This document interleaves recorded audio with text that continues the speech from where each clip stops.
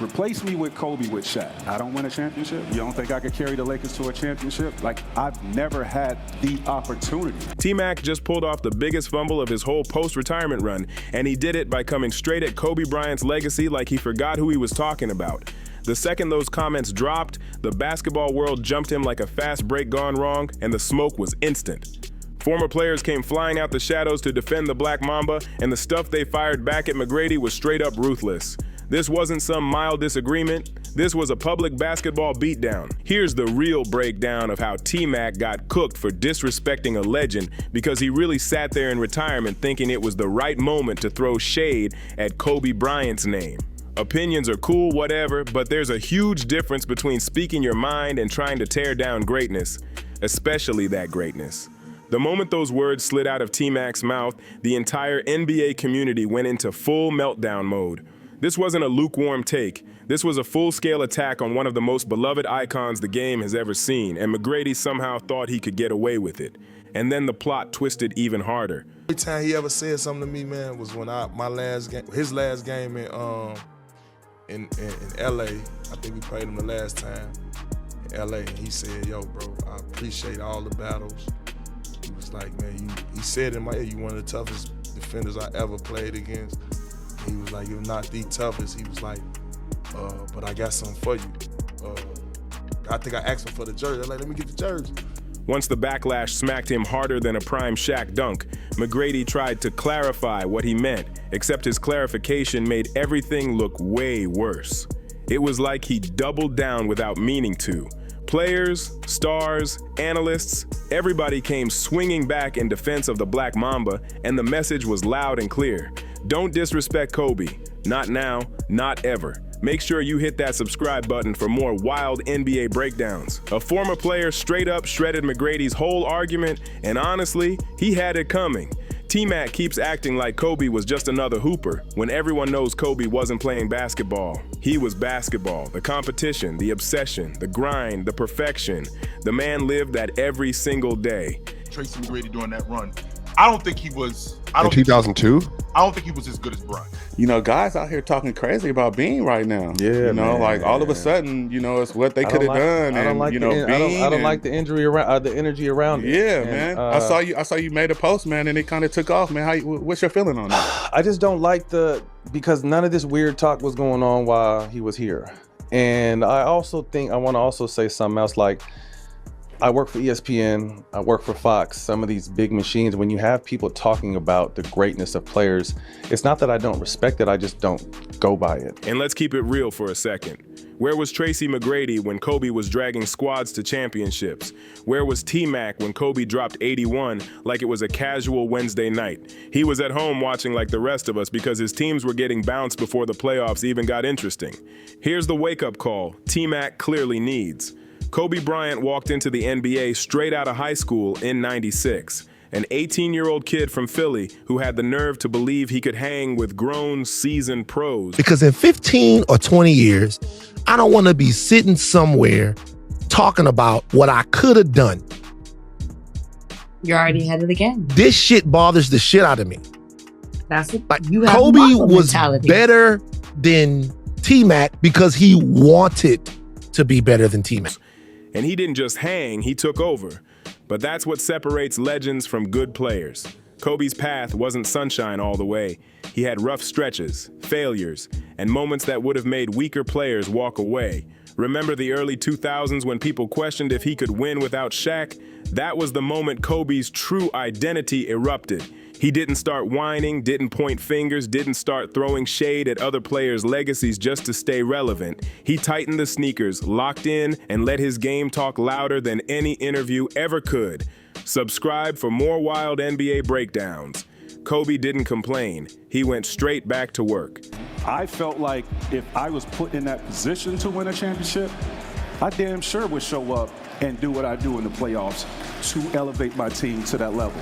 I just never had the chance. So do I get diminished because I never won a championship? Right. Yeah, that's what. Is it my fault? The man rebuilt his whole game from the ground up, leveled up as a leader, and made every single doubter eat their words. 5 championship rings, an 81-point explosion that still gives hoop fans goosebumps.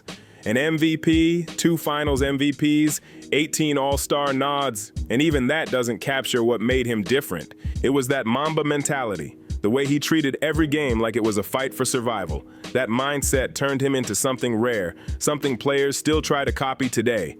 And those 5 rings, they completely wiped out McGrady's whole argument. Kobe didn't luck his way into anything. He earned everything through sweat, pain, and a straight-up obsession with winning. Tmac is a building that had 100 floors. He went up to 75. Kobe was a building that had 90 floors, and he went up to 90. So I don't like this type of shit. He wanted to be better than Tmac. He had to be better than Tmac. He was willing to give his body, his reputation, all of that to be better than Tmac. So much of greatness, when we talk about it, is in what people are willing to sacrifice and dedicate to it. People love to act like the early three-peat from 2000 to 2002 was just Shaq carrying the squad. But if that's true, then why did Shaq himself keep saying those titles were impossible without Kobe? That doesn't sound like someone riding coattails. That's a duo built on domination. Then came the real test. Shaq left, and suddenly everybody was loud saying Kobe couldn't win as the main guy. Fans, media, even some old heads, all doubting him. And what did Kobe do? He locked in and grabbed 2 more championships in 2009 and 2010, smashing every critic standing in his way. Hit subscribe if you're rocking with the breakdowns. Those back-to-back titles weren't just wins. They were loud answers to everyone claiming Kobe couldn't get it done on 2010, his own. The gap between Kobe's mentality and McGrady's mentality is the gap between a real champion and someone who leans on excuses instead of growth. Everybody know Kobe's my man. And to go back to those comments, I never should have said replace. I don't want to say I'm replacing Kobe. Kobe's my brother, bro. There's no way in hell I will ever disrespect my brother like that. Yes, it came out as me replacing. I never said I was better than Kobe. Kobe and Shaq is winning 3 championships. At this time, I think by the 2nd or 3rd championship, Kobe's probably the best player in the game. When you look at Kobe and you look at MJ and these guys that are on that tier, it's an obsession that they have with the game of basketball. I will stand on playing with Shaq, though. Yeah, I believe if I'm playing with that big guy, I can win a championship. This whole situation goes way deeper than stats or rings. It's about 2 totally different mindsets. Kobe Bryant took adversity and flipped it into rocket fuel every single time. Think back to the 2008 finals loss to Boston. Most players would have been crushed after that. Not Kobe. He came back starving for redemption and snatched the next 2 titles like a lion that hadn't eaten in weeks. Tmac, different story.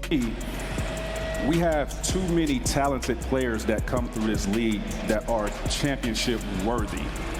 What I mean by that, if you take them off a team that is a championship quality team, replace me with Kobe with Shaq. I don't win a championship. You don't think I could carry the Lakers to a championship? Like, I've never had the...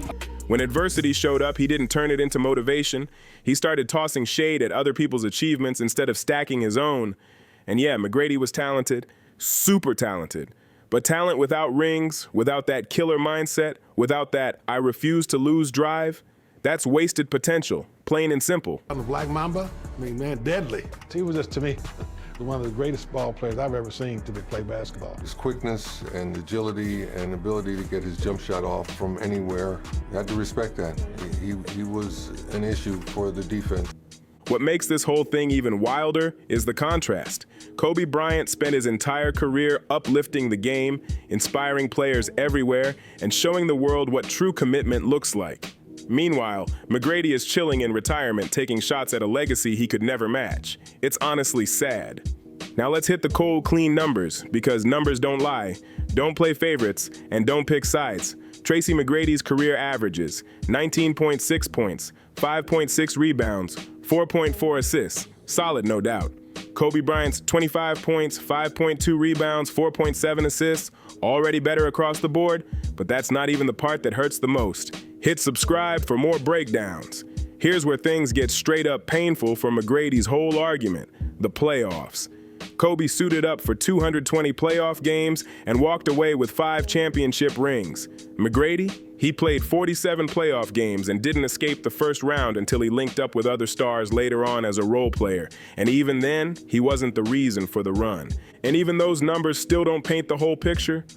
Greatness isn't just about stats, it's about impact, timing, pressure, and showing up when the entire world is watching. It's about clutch moments, killer instinct, and proving you're built for the biggest stages.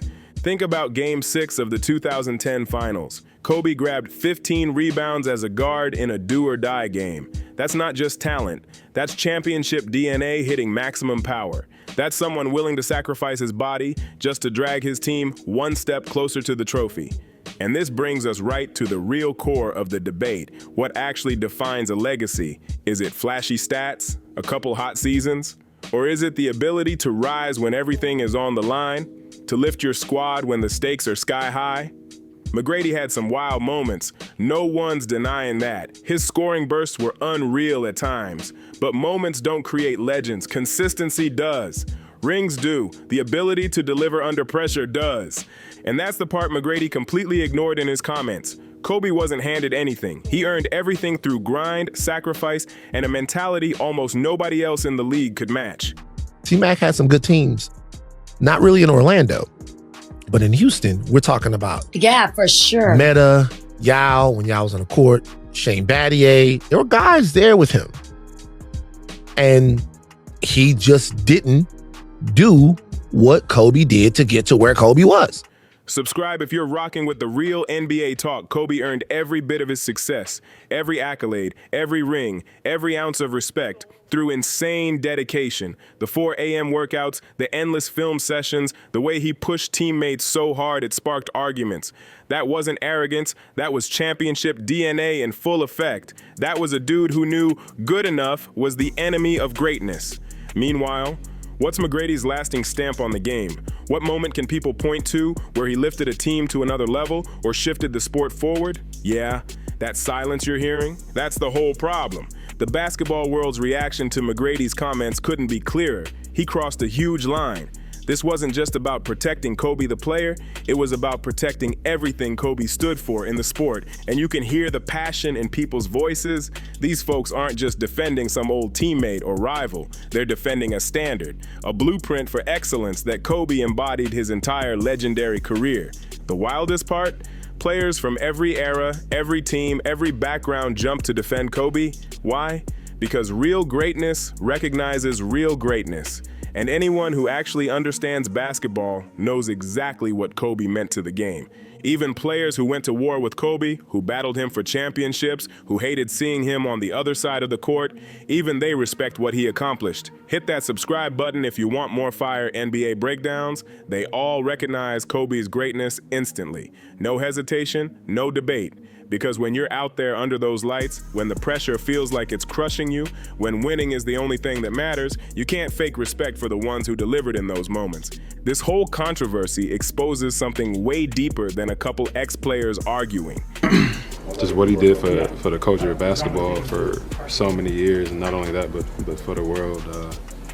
It's a sad day. I guess in my heart, Kobe would want us to beat the Celtics. So he's obviously one of the hardest workers the game's ever seen, one of the greatest players the game's ever seen, and he's also a great father. I really don't know what to say. It highlights the real divide between those who actually reached the mountaintop and those who didn't. And sometimes, the ones who came up short try to drag down the ones who made it to the top. Kobe's legacy doesn't need saving from anything Tracy McGrady said. The 5 banners hanging in Staples Center already speak for him. The 81-point demolition of Toronto speaks for him. That Mamba mentality, the mindset athletes across every sport still try to copy, speaks louder than any argument out there. Lost in the finals to the Celtics in 2008. That was a turning point. So when I sat there in the hotel room afterwards, I started thinking about that, because it's on me. If I didn't feel like my teammates were aggressive enough, that falls on me. And I had to understand what their journey was. How are they feeling as people? What are they going through? And when you do that, you have that empathy. It also helps you to be a better leader. Tmac was great in his own lane. He didn't need to take cheap shots at Kobe to try and boost his own legacy, but he did anyway. Tracy McGrady's comments were disrespectful, inaccurate, and honestly way below the level of someone with his reputation.